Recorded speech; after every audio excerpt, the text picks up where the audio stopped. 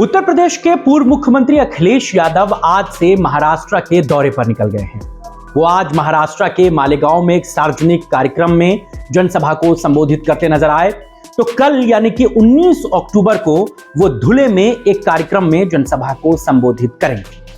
हालांकि अखिलेश यादव के कार्यक्रम जिस मालेगांव और धुलिया क्षेत्र में हो रहे हैं, ये दोनों इलाके असदुद्दीन ओवैसी की अगुवाई वाली AIMIM के गढ़ रहे हैं। यहां पर उनकी गहरी पैठ है। तो महाराष्ट्र में अखिलेश यादव का टारगेट क्या है? अखिलेश यादव महाराष्ट्र में क्यों इतने एक्टिव हो चले? आज बात इसी की। नमस्कार दोस्तों, बंदे को शबाब कहते हैं और आप देखना शुरू कर चुके हैं एक्सप्लेनर। महाराष्ट्र में समाजवादी पार्टी के 2 विधायक, इनमें शिवाजी नगर से अबू आसिम आजमी हैं, जबकि भिवंडी पूर्व से रईस शेख समाजवादी पार्टी के विधायक हैं।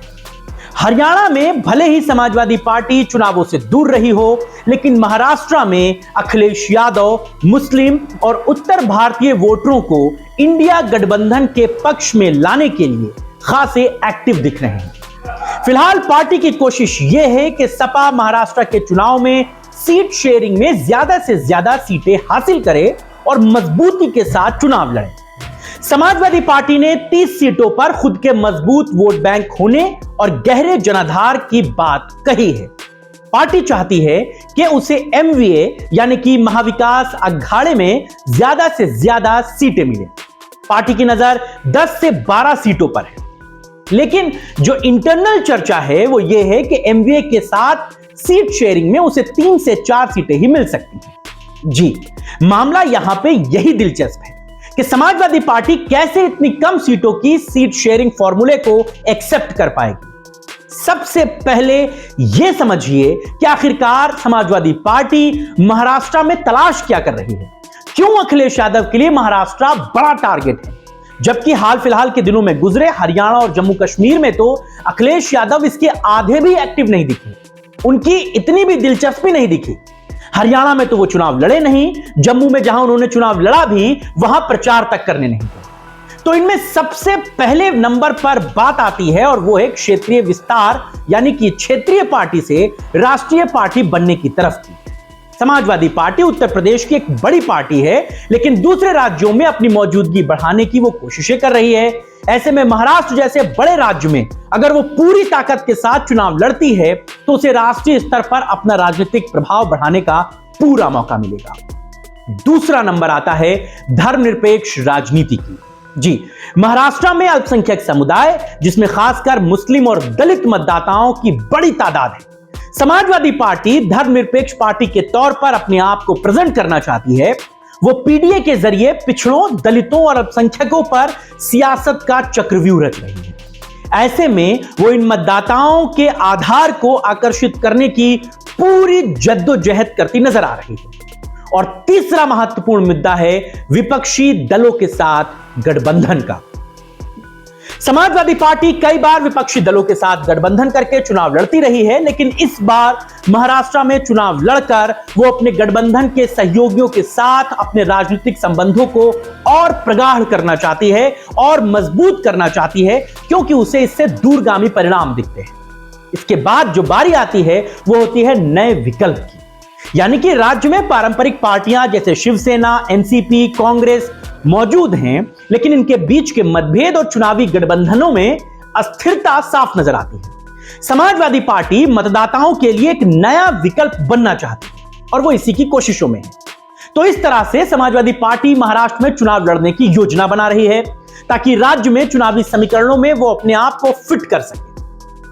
अब हम आपको समझाते हैं कि असल में महाराष्ट्र में जो समाजवादी पार्टी करना चाहती है वो उसके लिए कितना मुफीद और कितना आसान सौदा बनने वाला है। असल में महाराष्ट्र में बीजेपी को हराने के लिए मुस्लिम मतों के MVA यानी कि महाविकास अघाड़े के साथ रहने की पूरी उम्मीद है, लेकिन फिर भी फूट को रोकने और हरियाणा जैसा जोखिम ना उठाने को लेकर MVA में सपा को तवज्जो मिलने के पूरे संकेत हैं। महाराष्ट्र में सपा का सबसे अच्छा प्रदर्शन साल 2009 में रहा, तब पार्टी ने 4 सीटें जीती, लेकिन 2014 में यह संख्या घटकर 1 रह गई। हालांकि पिछले बार के चुनावों में यानी कि 2019 के विधानसभा चुनाव में उसके 2 विधायक जीतने में कामयाब रहे। इनमें शिवाजी नगर से अबू आसिम आजमी और भिवंडी पूर्व से रईस शेख का नाम है। यूपी में मिली जीत से पार्टी जोश में है। पार्टी को यह लगता है कि यूपी में मुस्लिम, दलित और पूर्वांचल वोटों को फोकस करके आधार को अब आगे बढ़ाया जा सकता है। पिछले दिनों पार्टी के सांसदों ने मुंबई का दौरा भी किया था। इतना ही नहीं, सपा के दोनों विधायक लखनऊ में आकर समाजवादी पार्टी की बड़ी बैठकों में शामिल हो चुके हैं और अखिलेश यादव से यूपी के बड़े नेताओं की एक टीम को बना करके महाराष्ट्र में जिम्मेदारी देने और कैंप करने को कह चुके हैं। अखिलेश यादव की तरफ से भी हरी झंडी मिल चुकी है। शिवपाल यादव, माता प्रसाद पांडे समेत समाजवादी पार्टी के वरिष्ठ नेताओं की वहां पर जल्द ही ड्यूटी लगाई जाएगी। हालांकि समाजवादी पार्टी का महाराष्ट्र में सबसे बड़ा समर्थन का जो आधार है वो मुस्लिम बहुल इलाकों का है, खास करके मुंबई और ठाणे या इसके अलावा दूसरे शहरी इलाके। पार्टी ने मुस्लिम समुदाय के मुद्दे जैसे शिक्षा, रोजगार, सुरक्षा को उठाते हुए इन इलाकों में बड़ा समर्थन जुटाया है। इसके साथ ही मुंबई और महाराष्ट्र के दूसरे शहरी इलाकों में भी रहने वाले उत्तर भारतीय प्रवासी, जिनमें खास करके उत्तर प्रदेश और बिहार से आए हुए लोग हैं, समाजवादी पार्टी के संभावित समर्थक हो सकते हैं। सपा का उत्तर प्रदेश से संबंध होने की वजह से यह प्रवासी समुदाय उनके प्रति सहानुभूति रखता है और वो समाजवादी पार्टी के लिए एक संजीवनी का काम करेगा। इसके साथ ही हमें यह भी नहीं भूलना चाहिए कि सपा ने यहां के स्थानीय निकाय चुनावों में भी कई बार पार्टिसिपेट किया है। हालांकि उसे कई इलाकों में सफलता जरूर मिली, लेकिन फिर भी विधानसभा चुनाव में सपा बहुत बेहतर प्रदर्शन नहीं कर पाई।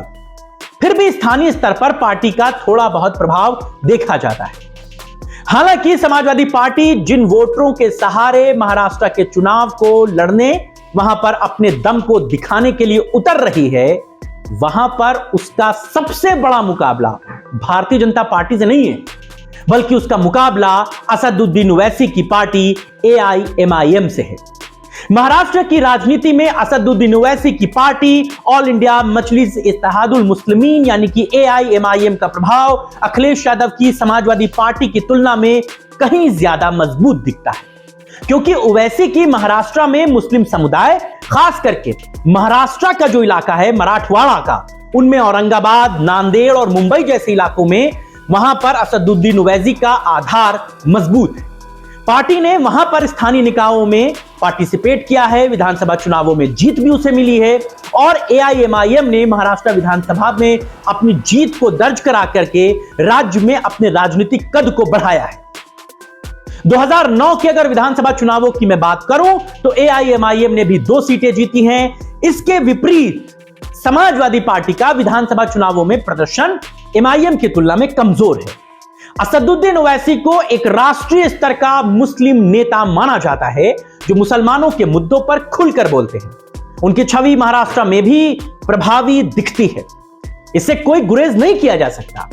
अखिलेश यादव की पहचान पूरी तरीके से यूपी तक ही सीमित मानी जाती है और समाजवादी पार्टी के पास महाराष्ट्र में ओवैसी की तरह क्षेत्रीय जनाधार नहीं है। तो इस बात पर हम ये कह सकते हैं कि भले ही अखिलेश यादव की सपा उत्तर प्रदेश में बड़ी और प्रमुख राजनीतिक ताकत हो, लेकिन महाराष्ट्र की राजनीति में असदुद्दीन ओवैसी का प्रभाव उससे कहीं ज्यादा व्यापक और मजबूत है। हालांकि पिछले दिनों महाराष्ट्र की सियासत में जो कुछ देखने को मिला वो किसी भी राजनीतिक चौंकाने वाली कहानी से कम नहीं था। ये कैसे उद्धव ठाकरे साल 2019 में महाराष्ट्र में विधानसभा चुनावों में बीजेपी के साथ मिलकर चुनाव लड़े, गठबंधन को जीत मिली, लेकिन सीएम पद पर बात नहीं बन पाई। फौरन बाद उद्धव ठाकरे ने बीजेपी के साथ गठबंधन तोड़ लिया और फिर ठाकरे ने कांग्रेस के शरद पवार की पार्टी एनसीपी के साथ मिलकर महाविकास अघाड़े की सरकार बनाई। उद्धव ठाकरे सीएम बन गए, सब कुछ ठीक हो गया, लेकिन अचानक अजीत पवार ने मौके से पलटी मार दी। उस वक्त भला हो शरद पवार का, जो अपने भतीजे को मान मनौवल करके वापस महाविकास अघाड़ी में ले आए। सरकार कुछ दिन और चल गई, लेकिन ऑल इज वेल की यह कहानी ज्यादा दिन नहीं चल पाई। 2 साल बाद यानी कि साल 2022 में उद्धव ठाकरे के करीबी एकनाथ शिंदे ने 33 विधायकों के साथ पार्टी में बगावत कर दी। इसके साथ सरकार अल्पमत में आ गई। उद्धव ठाकरे ने फ्लोर टेस्ट से पहले ही इस्तीफा दे दिया और बाद में शिंदे बीजेपी के साथ जा मिले और गठबंधन के साथ मिलकर सरकार बना ली। शिंदे मुख्यमंत्री बन गए। लेकिन कहानी यहीं खत्म नहीं हो जाती। उद्धव ठाकरे यहीं से कमजोर साबित नहीं हो जाते। साल 2024 के लोकसभा चुनावों में एनडीए को भले ही 293 सीटें मिली हों, तीसरी बार केंद्र में सरकार बनी हो, नरेंद्र मोदी तीसरी बार देश के प्रधानमंत्री भले बन गए हों, लेकिन उनकी पार्टी बीजेपी अकेले बहुमत का आंकड़ा 272 का पार नहीं कर पाई। बीजेपी को महज 240 सीटें ही मिली। इस चुनाव में बीजेपी को उन दो राज्यों में सबसे ज्यादा नुकसान हुआ जहां लोकसभा की सबसे ज्यादा सीटें थी। उनमें पहला प्रदेश था उत्तर प्रदेश और दूसरा था महाराष्ट्र। आपके लिए यह भी जानना जरूरी है, उत्तर प्रदेश में 80 सीटों में बीजेपी को महज 33 सीटें मिली और उसकी सहयोगी आरएलडी को 2 सीटों पर ही संतोष करना पड़ा। यहां बीजेपी के रथ को समाजवादी पार्टी और कांग्रेस ने मिलकर रोका। कुछ यही कहानी महाराष्ट्र में भी थी। महाराष्ट्र की 48 में से सिर्फ 9 सीटों पर ही कमल खिल सका और उसके सहयोगी एकनाथ शिंदे को 7 और अजित पवार की पार्टी को महज 1 सीट पर ही संतोष करना पड़ा। इस सियासी रण में उद्धव ठाकरे बड़े फाइटर बनकर उभरे। उद्धव ठाकरे के गुट शिवसेना को 9 सीटों पर जीत मिली और वो कांग्रेस के साथ मिलकर 13 सीटें जीतने में कामयाब हुई। लिहाजा उद्धव ठाकरे पूरे जोश में हैं। तो इस बार विधानसभा के चुनावों में इंडिया गठबंधन हरियाणा वाली गलती बिल्कुल दोहराने के मूड में नहीं है और इस इंडिया अलायंस के घटक दल के तौर पर समाजवादी पार्टी महाराष्ट्र में अपने विस्तार और सम्मानजनक सीटें हासिल करने को लेकर जिस रणनीति पर चलती दिख रही है वो अखिलेश यादव की राजनीतिक तैयारी और उनके सियासी कद को जरूर बढ़ाएगी। महाराष्ट्र चुनाव में समाजवादी पार्टी के लिए सफलता की राह आसान तो नहीं होगी। पार्टी को पूरी तरीके से भारतीय प्रवासी जो लोग हैं, उत्तर भारतीय प्रवासी, उन पर डिपेंडेंट रहना पड़ेगा, मुस्लिम समुदायों पर ही डिपेंड रहना पड़ेगा। लेकिन यह वोट बैंक विभाजित भी होगा, इस बात की भी पूरी संभावना है। इसके अलावा महाराष्ट्र की जातिगत और क्षेत्रीय राजनीति में सपा मौजूद तौर पर कमजोर है। समाजवादी पार्टी अगर इंडिया गठबंधन के साथ बेहतर कोलैबोरेशन बना लेती है, बेहतर तालमेल बना लेती है और अपनी रणनीति को सही दिशा में ले जाती है तो उसे कुछ हद तक सफलता जरूर मिल सकती। लेकिन राज्य में बड़ी राजनीति में उसकी भूमिका निश्चित तौर पर सीमित ही रहेगी। अखिलेश यादव 2 दिनों के महाराष्ट्र के दौरे पर हैं। इन 2 दिनों में वो महाराष्ट्र की सियासी नब्ज को टटोलने की कोशिश कर रहे हैं। मुस्लिम समुदाय उनकी जनसभाओं में भरपूर उमड़ रहे हैं। लेकिन क्या यह भीड़ वोटरों में तब्दील हो पाएगी? क्या हरियाणा से सीख लेते हुए कांग्रेस और शिवसेना समेत एनसीपी वहां पर एक मजबूत गठबंधन के रूप में एक नई शक्ल के तौर पर अपने आप को सामने रख पाएंगे? क्या सीट शेयरिंग का फॉर्मूला एक तरफा साफ सुथरा नजर आएगा? क्या सभी राजनीतिक पार्टियां अपनी राजनीतिक महत्वाकांक्षाएं छोड़कर एक दूसरे के साथ हाथ मिलाने पर तैयार होंगी? ये सवाल इसलिए क्योंकि हरियाणा और जम्मू कश्मीर में भाजपा ने तस्वीरें पलटी हैं। जम्मू कश्मीर में भाजपा सरकार भले ना बना पाई हो, लेकिन वो दूसरी सबसे बड़ी पार्टी बनकर उभरी है। हरियाणा में जिन एग्जिट पोल में कांग्रेस सरकार बनाती दिख रही थी, वहां भाजपा ने जीत का परचम लहराया है। लिहाजा भाजपा को कमजोर कतई नहीं आंका जा सकता और यह राजनीतिक पार्टियों को भी बखूबी समझ में आता है। आपको हमारी ये चर्चा कैसी लगी हमें जरूर कमेंट करके बताइए। आपकी यदि कोई राय या विचार है हमें कमेंट कीजिए। आप किन विषयों पर चर्चा करना चाहते हैं हमें कमेंट बॉक्स में लिख भेजिए। आज बस इतना ही। नमस्कार।